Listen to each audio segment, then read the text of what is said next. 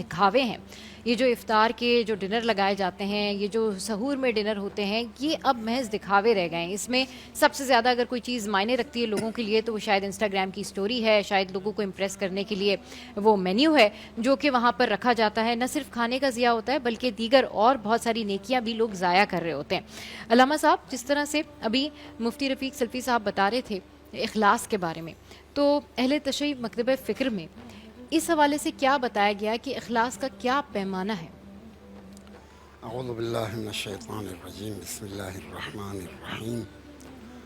الحمد للہ رب العالمین وصلی اللہ علی سیدنا و نبینا محمد و اہل بیتہ الطاہرین. رب اشرح لی صدری ویسر لی امری واحلل عقدۃ من لسانی یفقہوا قولی.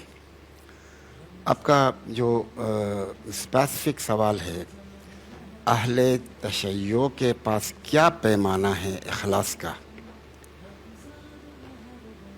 اخلاص اور ریاکاری اس کا مسلک کے ساتھ کوئی تعلق نہیں ہے, کسی بھی مسلک کے ساتھ. لہذا آپ کے پاس مثلا کیا پیمانہ ہے, یہ کوئی سوال ہی نہیں بنتا ہے. یہ تو سب کے پاس ایک ہی معنی ہے. یہ تمام اہل اسلام کے پاس, اہل قبلہ کے پاس, سب کے پاس ایک ہی معنی ہے. کیا ہے؟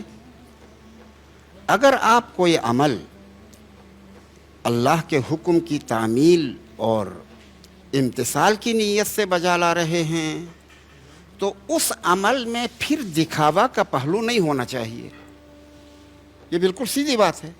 قرآن مجید میں ارشاد ہوتا ہے کہ فَمَن يَرْجُو لِقَاءَ رَبِّهِ فَلْيَعْمَلْ عَمَلًا صَالِحًا وَلَا يُشْرِكْ بِعِبَادَةِ رَبِّهِ أَحَدًا.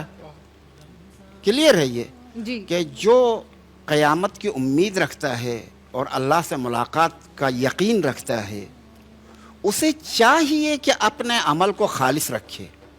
خالص, آپ نے یہ خالص کا لفظ بعض دھاتوں میں سنا ہوگا. خالص سونا, خالص سونا اسے کہتے ہیں جس میں کوئی اور چیز ملاوٹ نہ کی گئی ہو, کھوٹ نہ ہو, جس میں کوئی اور چیز ملاوٹ نہ ہو, مکس نہ ہو, مکس اپ نہ ہو, صرف سونا ہو, اسے کہتے ہیں خالص سونا. جب آپ اللہ کی بندگی کر رہے ہیں تو وہ صرف بندگی ہونی چاہیے. پھر یہ راضی ہو, اسے اچھا لگے, میری شہرت ہو, یہ چیزیں نہیں ہونی چاہیے. تو اسے کہتے ہیں خالص. اس لیے, اور یہی عمل صالح ہے. فَلْيَعْمَلْ عَمَلًا صَالِحًا, اسے عمل صالح بجا لانا چاہیے.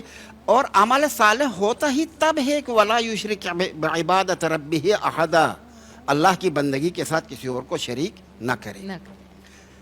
خوب غور کریں, اچھی طرح دقت کریں. انسان ریاکار کیوں بنتا ہے؟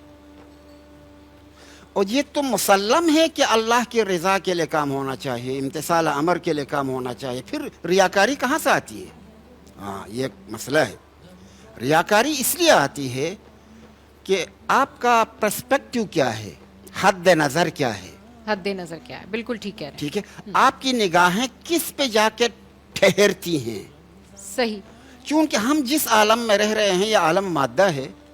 یہاں پر مال, دولت, شہرت, مقام, کرسی اور کیا کہتے ہیں کلاس, اسٹیٹس, ان چیزوں میں عموماً لوگ گھرے ہوئے ہوتے ہیں تو ان کی نگاہ یہاں ٹھہرتی ہے.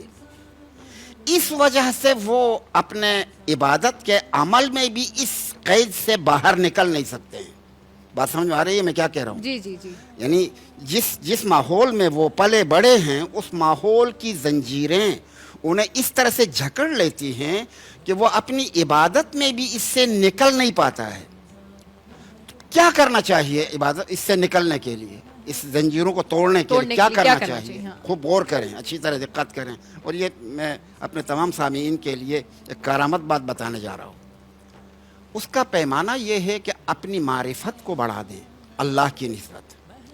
جتنی آپ کی محبت اللہ کی نسبت قوی ہوگی باقی چیزیں آپ کو حقیر نظر آئیں گی. جتنی اللہ کی معرفت بڑھ جائے گی اس قلب کے اندر باقی چیزیں بے حیثیت اور ہیچ ہو جائیں گی. یہ میں کہاں سے کہہ رہا ہوں؟ نہج البلاغہ میں حضرت مولا متقیان امیر المومنین علی بن ابی طالب کا ایک خطبہ ہے, خطبۃ الحمام.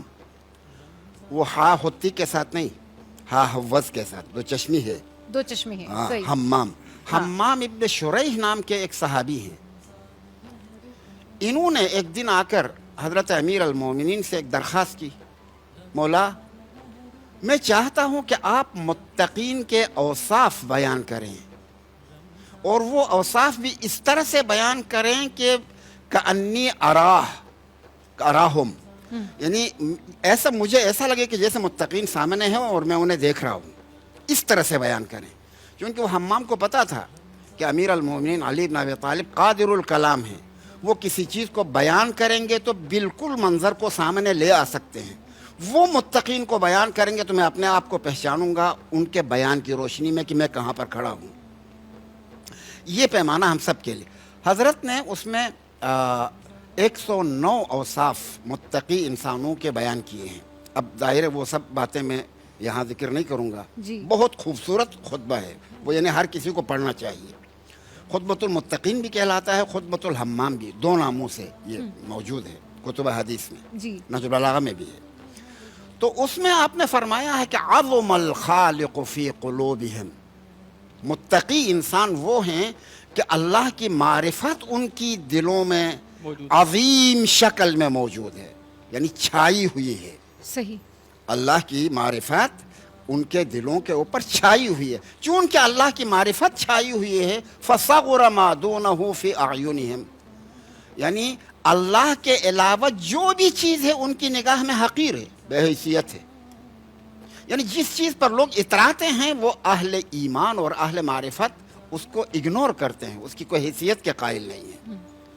یہی دنیا میں جاہ و جلال اور مقام اور شہرت اور مثلا کلاس اور کلب اور گاڑیاں اور شہرت اور تعلقات اور رابطے، یہ سب ان کو ہیچ سمجھتے ہیں. وہ ہیچ اس لیے سمجھتے ہیں کہ یہ کتنے دنوں تک ہمارے ساتھ ہیں، 60 سال، زیادہ سے زیادہ 70 سال، ہاں زیادہ سے زیادہ اتنے ہیں نا، اس سے زیادہ تو نہیں ہے. یہ چیزیں کتنے کب تک اتنے سال. جی. لیکن اللہ تعالیٰ نے آخرت میں جو کچھ آپ کے لیے تیار کر رکھا اور وہ اس سے کہیں عظیم تر ہے، قابل قیاس نہیں ہے. بالکل ٹھیک ہے. وہ کتنے سالوں کے لیے ہے؟ لامتناہی، نہ ختم ہونے والا. نہ ختم ہونے کون والا. دیوانہ ہے، کون دیوانہ ہے کہ جس کی نگاہیں آخرت تک پہنچے اور وہ ان کو کوئی حیثیت دے دے. یعنی ریا میں مبتلا، ریاکاری میں مبتلا وہ شخص ہوتا ہے جس کی نگاہ آخرت تک نہیں پہنچتی ہے اور اللہ کی نعمتوں تک نہیں پہنچتی بہت ہے. بہت جس خوبصورت کی نگاہ بات اللہ کی نعمتوں تک پہنچتی ہے اس کی نظر میں یعنی یہ چیزیں حیثیت ہی نہیں رکھتی ہیں. جب حیثیت نہیں رکھتی ہیں تو ریاکاری خود بخود ختم ہو جاتی ہے. ریاکاری خود بخود ختم ہو جاتی ہے. علامہ صاحب نے بہت خوبصورت بات کی.